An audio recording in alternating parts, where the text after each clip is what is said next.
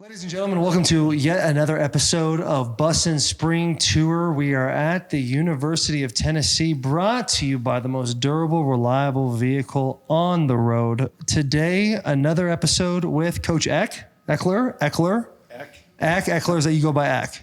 You go by Ek? Go by Ek. And you guys know each other really well. Let's give a round of applause for the boy. Electric to have you on the podcast. Listen, so when we first were kind of just sitting here moseying around with some small talk, words about being a second-degree black belt was thrown around. And I know a lot of people like to lie about that. Is this true? Yeah, that's true. That is true. When I was younger, I delved in that, yes. How old were you? Yeah. I was, I think I quit when I was, a teenager. Are we talking, we in high school? Yeah. You're a second-degree black belt in high school? Oh, yeah.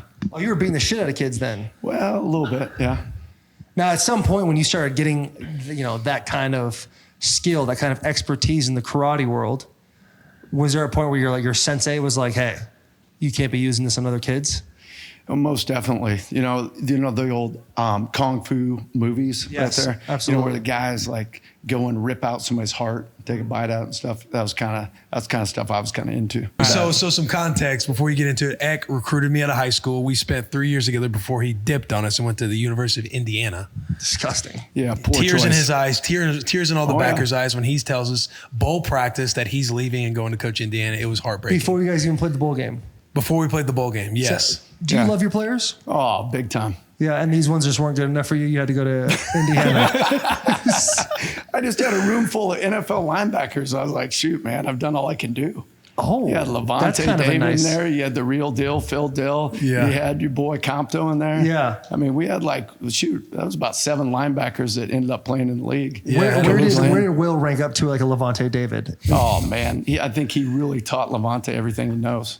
I could see that. Fuck that, dude. So I break my foot. Remember that? Hold on. I want to tell a story. You'll enjoy this one. I will. I'm all ears. So we just get to Nebraska, and the first person that our head coach, Bo Pelini, went out to see was this guy right here. He and Tom Osborne actually went to Bonne Terre, Missouri. He comes back and he says, hey, Ek, listen, I don't care if we sign one guy in this class. We're building our defense around William Earl Compton. You're lying. There's no way he's hand on a Bible. Hand on a Bible. He said, we're building our defense around Will Compton. I don't care if we sign one guy. So I'm like, yeah, this is easy. It's a layup, man. And he's already been committed forever. So I go see him, go to his house, meet mom and dad, go in, look at his room, Nebraska, all over, everything in there. Okay, go to school. Okay, meet him, his best friend at the time in high school, Logan, and a young lady named Anna. And they take me around school. We had a freaking blast. He takes me into this class and he's like, hey, Ek, you got to see this video. He has a video, and I don't want to get you in any trouble by saying doesn't matter. Say whatever you want. Statute of limitations is already probably up. But he had built a sparkler bomb. And he's like, what? Listen to this. And he shows me this bomb going off, right? And what a weird thing to show a coach. No, yeah. Dude, well, and then like car alarms are going off. And it stuff. measured bigger than a stick of dynamite. The explosion. Cops came to the house. How did you know it measured bigger than a stick of dynamite? Because their meter or some radar thing went off to where if an explosion happens, it goes like beyond like a stick of dynamite. That's why they get the call and go wherever the location is. Really? Yeah, it was nuts. We were so hyped, but obviously when the cops came, you're like, oh shit. Yeah. But we had the sparkler bomb that we wrapped with electrical tape, cut off all the bottoms of the sparklers, and I'm talking spent hours wrapping it with electrical tape. Then you leave one sparkler out, airtight, that one sparkler that sticks out, you light it. It sat, it gave a delay like you didn't know if it was going to happen or not. And then I'm talking monster. It was insane. But yeah, apparently I'm fired up. I'm showing Coach Ekeler. So anyhow, so we go in, the principal says, hey, just take my office. We're sitting in there, the 4 of us just cutting it up. And Will, I got to leave. So I walk out to my car. Will walks out. He goes, hey, Coach Ek, I just want to let you know, I appreciate you recruiting me and everything, but I'm not coming to Nebraska. You said that. Oh, yeah. And it gets better. There's a coaching change. He goes, listen, the last game I went to there, they played Southern Cal, got beat by 50. He goes, I'm not coming. It wasn't with that kind of bravado. He said, I just don't fall for that face. No, it was. I wasn't, I'm not coming. I wasn't here's like the that, deal. bro. No, you said, I'm not coming. And you said, I just haven't decommitted yet. There's truth to that. I'm just talking about the facial expression you're making. yeah. You're on camera right now and you're looking, I look like some asshole. No, you look like you're super confident. Like you Right, like, like, hey, I like ain't how coming. you would probably talk now. Like, hey, listen, here's the deal. I'm probably not going to come here. Yeah. But does it sound like me to be like, hey, you guys just got 50 hung up on you by USC? Like, I'm not coming. what you No, said. it Come on doesn't now. sound like you. Maybe the words, but words. I haven't have decommitted meaning, yet. That but is words true. with feeling have more meaning. The way That you're is- saying that is it true. makes it seem like Will was. So I get in my car, okay, and my phone rings, and it's the head ball coach, Bo Pelini. And he's like, hey, Eck, man, how'd it go with Compton? And I'm like, Bo's Italian. And he got a little bit of a temper now. I tell you what, that Italian thing's really been a, been a deal here on this It's been a tour. theme. Huh? So he's like, how'd it go with Compton? And that split second, I paused for a second, and I thought, and I said, you know what, Bo? It went awesome, man. No shit. Oh, yeah, true story. I said, it went Because awesome. it's X first linebacker job. Yeah. Yeah. And he's like, he said, that's awesome. He goes, again, man, that's my guy. And so I'm like, oh shit.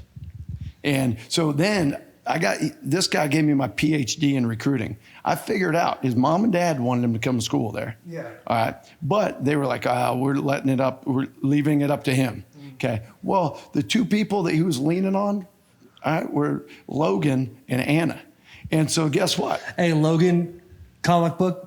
Oh, Yeah, podcast Logan, Logan. superhero, check mostly this out, superheroes. though. Yeah. So guess what? I stopped recruiting this guy and I recruited those two. You're lying. No, true story. So Logan ends up coming to Lincoln, Nebraska. He gets them both jobs. I did not. Okay, Eck. I did like not. there's nothing that can happen. I did I would not. tell this story if it's me and you sitting on the bus. No, Sure. I did not get them both jobs. Oh, it doesn't get them jobs. Get some interviews. Interviews. It's who you know, right? Yeah. They shake hands. They go through the interview process. They kill it. They're the best candidates for the Yeah. job. Allegedly. And they end up getting.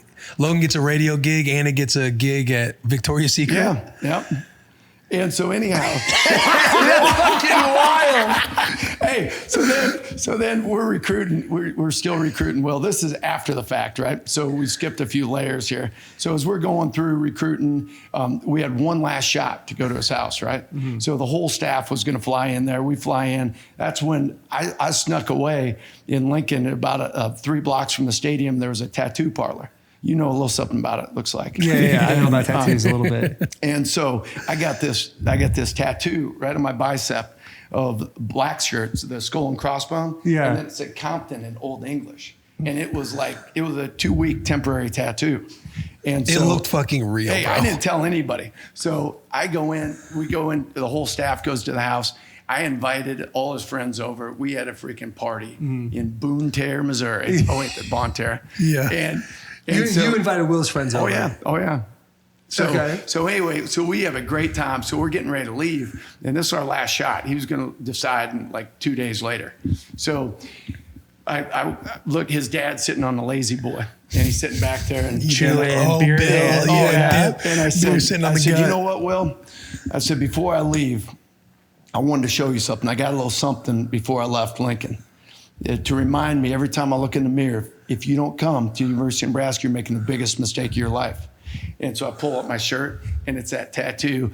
And your dad is like, boy, that's the tattoo I'm getting right there. Dog. It was done. Hey, that's unreal. It was like you just kind of looked at it, holy shit. You didn't know if it was like creepy or like, oh, that's pretty dope. Yeah. But yeah, they did. They left the house that night, and I was like, "That is where I want to go," because I wasn't going to go there. It was a coaching change year. We talked about with Coach Bo. Mm-hmm. They went through like coaching changes and everything, and they didn't have a good year at all. And Mizzou and Illinois were both. Illinois was in the Rose Bowl. Mizzou had a really good year and went to like the Alamo Bowl or something. They had an awesome year and that in-state pressure and stuff. But yeah, Eck was his tactics were fun. They were funny. What was going through your head when he first pulled it off? You thought it was a little creepy? Yeah, but he was like that from the get-go. Our first phone conversation. Yeah, our first phone conversation was he calls me up. He's like, Will Compton, greatest linebacker in the country. And I kind of chuckle. I'm like, yeah, hello. He's like, this is Coach Mike Ekeler. I'm the new linebacker coach for the University of Nebraska. I'm going to be your coach. Oh, nice to meet you, Coach. Listen, man, if you don't come here, I told my 2 little girls, because you had 2 at the time, right? Yeah, we had 3 kiddos. We had JJ and Oh, yeah, JJ and the 2 girls. And he goes, I have my 3 kiddos. And I told them, if you don't come to the University of Nebraska, I'm going to climb up to Memorial Stadium and jump. And then they're not going to have a father anymore. That was our first interaction. True story. True story. True story. You're proud of that. Well, I I went to don't know Nebraska. if I said it with with those type Oh, now of you're voice using the reviews inflections. against you on him. Yes, 100. I don't know if I said it with those voices, but So what the fuck did you say to that?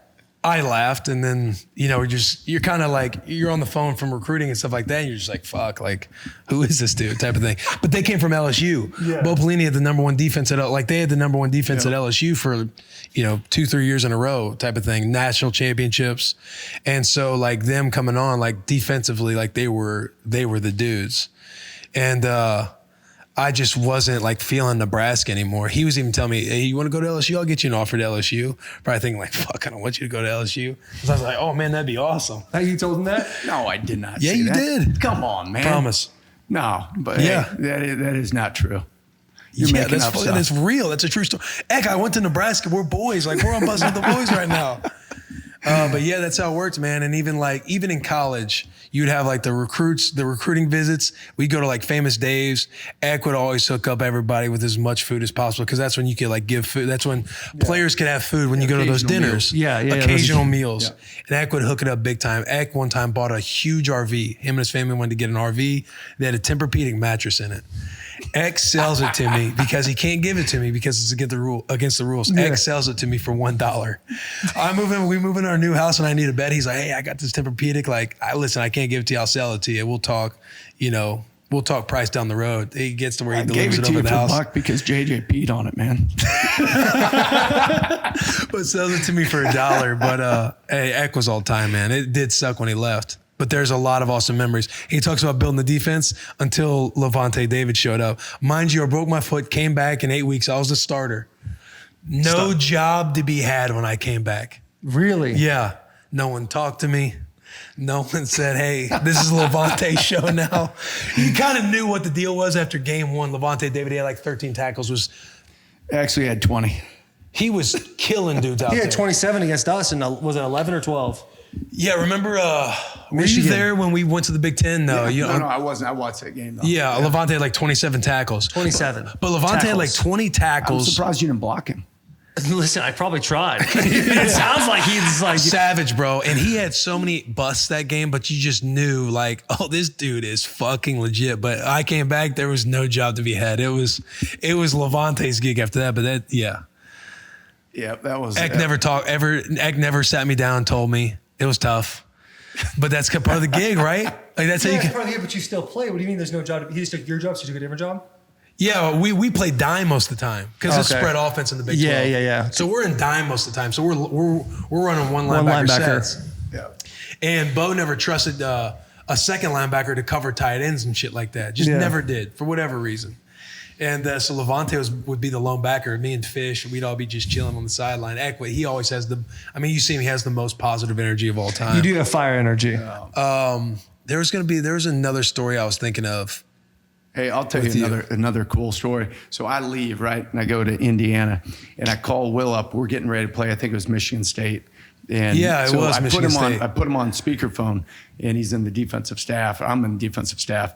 And long story short, his freaking breakdown he did as a player was more extensive than the breakdown I did as a defensive coordinator.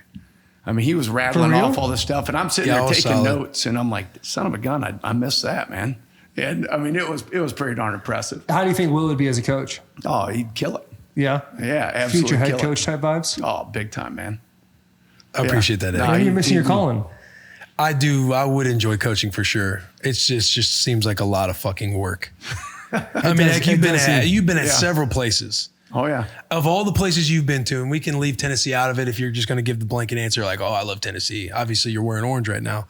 But you've been to USC, Georgia, Nebraska, Indiana, LSU. Where else? Some hitters. Oklahoma. North Carolina. What's which of those schools you think had the best like college experience? Wow. I mean, that's a tough one. I mean, they're all unique in their own way. I mean, I'm sure you had an unbelievable time at Michigan. Great time. I know you had a great time at Nebraska. I think just where you're at that time with those people, I mean, all of them are cool. I mean, college football is Well, you're gonna pretty need. I'm cool gonna deal. need. That's a cop-out Yeah, answer. so, no. Yeah. I just don't. It's a cop-out answer. I mean, if you really want the legit answer, I've never seen anything like this place. I Yeah, really, well, truly Tennessee's haven't. out of it. Tennessee's Tennessee's I out get of it? Tennessee is an awesome fucking experience. We've loved it here. But you've The been at so facilities are many unbelievable. spots. Like, I'm just curious. Like, Well, I will say this: Nebraska was probably the most unique. Like, legitimately, everybody in that whole state knew everything about you and your family. I'm talking about as a linebacker coach. I mean, it was like you're a rock star. And you got that kind of treatment wherever you went. So that was pretty unique. When that stuff happens and everybody in the whole state knows everything about you, do you think is that making your job a little bit harder? Because, you know, everyone's watching everything you do. And if you don't have the success that you guys want to have, does that make everything feel a little heavier? No, it kind of goes back to a question that your dad asked me way back when I was recruiting you. He said, you know, you guys must be under a lot of pressure, you know, to restore, you know, at that time, Nebraska football and this and that.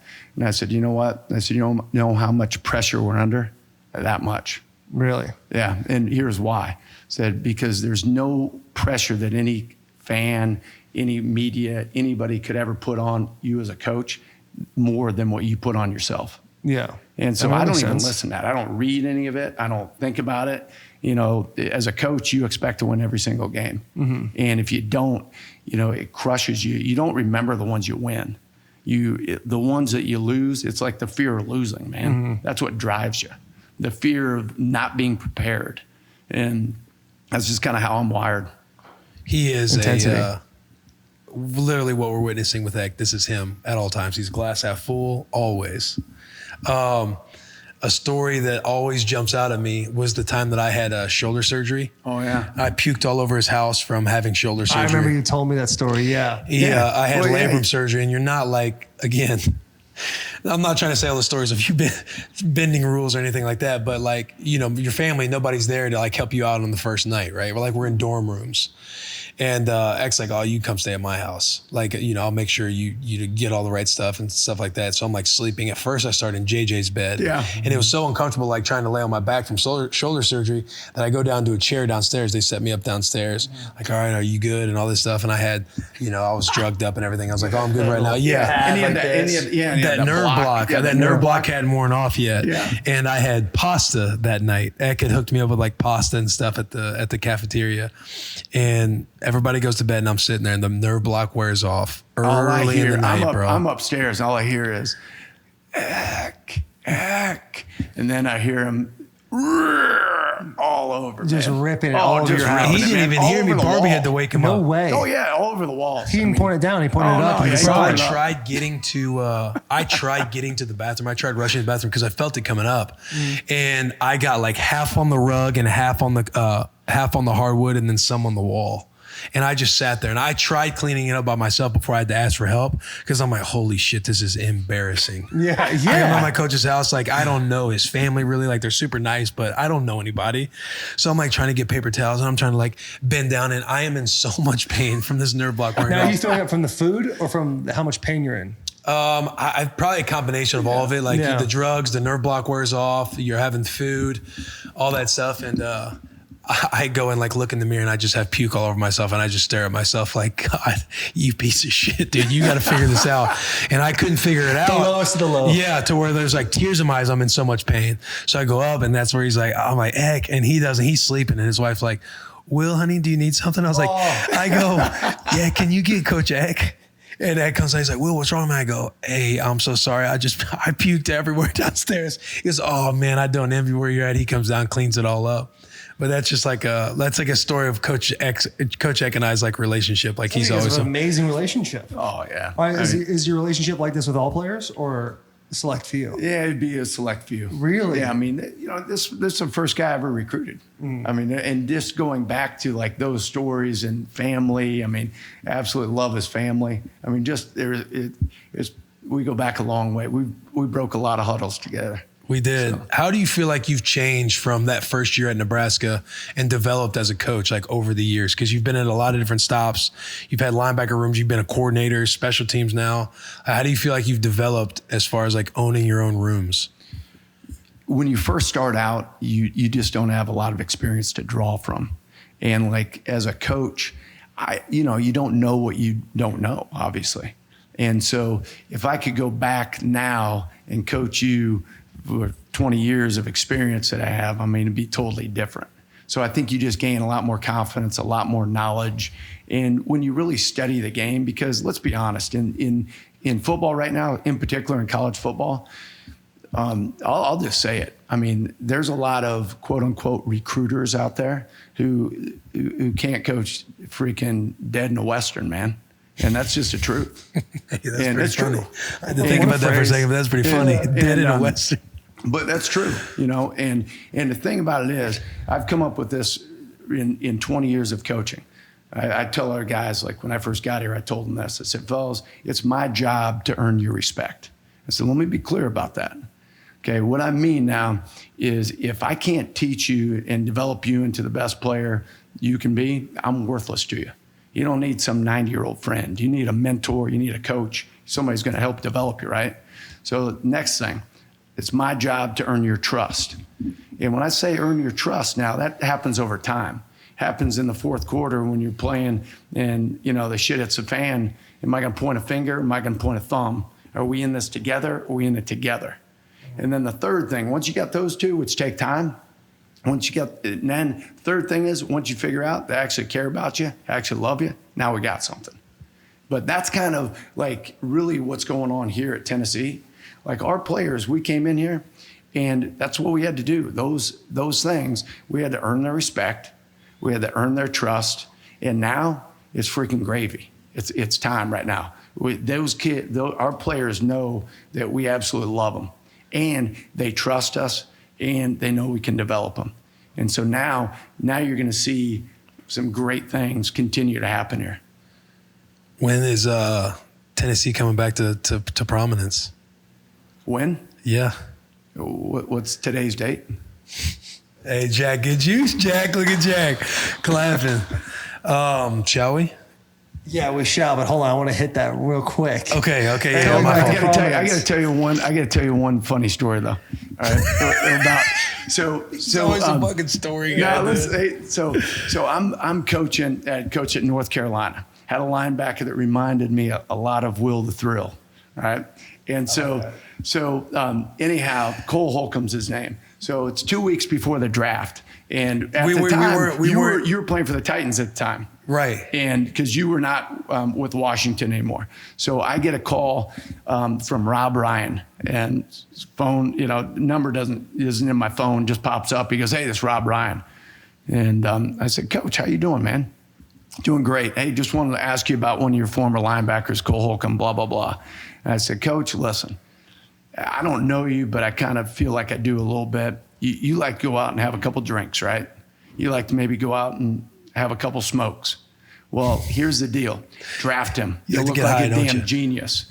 Because when you go into your meeting room, you can tell him exactly what you want, and you can go out to practice and smoke 2 packs a day, man. He will be the second smartest player in the NFL behind Will Compton. True story. Oh, damn. Coach X, my hype man. If I need a speech, it's the truth. Yeah, it's good to take a compliment too. I know, but he's been throwing a lot of compliments. It's not a compliment, it's an observation. I appreciate that, Coach X. That's special. I'm enjoying not even being a part of this pod. I'm like just kind of in this little triangle of love right now. It's kind of nice. I know, like we just want a hug or something. Like it's been so long. I kind of want that. We have our Duke Cannon question. Yeah. Cannon. Duke Cannon, not for clowns. Taylor, you're seeing him. He's holding the antiperspirant deodorant. Did I say that right? Yeah. Antiperspirant? Antiperspirant plus deodorant. We also got the dry ice on the table. We got a couple of lotions there. We're going to hook you up with our NIL deal, which is a Duke Cannon military bullet case full of goodies. And again, not for clowns, but this segment is brought to us by the one and only Duke Cannon. My question would be the same as the other coaches. Like, I need a recruiting story, not a Will Compton one. We've done enough Will Compton stories. What is a recruiting story out there that's been like unique, some that you tell all the time, some you tell often? Because the recruiting stories to me are the best. Man, I got a ton of funny recruiting stories.